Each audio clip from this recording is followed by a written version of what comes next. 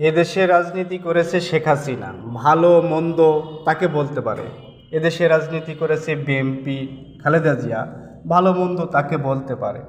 কিন্তু বঙ্গবন্ধুকে রাজাকার বলা, বঙ্গবন্ধুকে গাদ্দার বলা, বীরশ্রেষ্ঠ মতিউর রহমানকে গাদ্দার বলা, তারা কি আসলে বোঝাতে চাচ্ছে যদি পাকিস্তানের পক্ষে থাকতো তাহলে তারা পাকিস্তানের দেশপ্রেমিক মানে তাদের মতো হতো?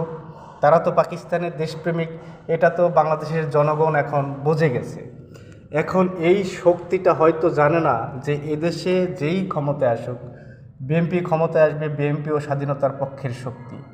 এখন স্বাধীনতার পক্ষের শক্তি যারা আছে তারাই এই দেশে ঘুরে ফিরে ক্ষমতায় আসবে, আর স্বাধীনতার বিপক্ষের শক্তি যারা আছে তারা কিন্তু বারবারই বিচারের আওতায় আসবে। হয়তো তারা এটা ভুলে গেছে। তাই বলবো, সাবধান, হুঁশিয়ার, সমঝোতার মাধ্যমে কথা বলতে হবে।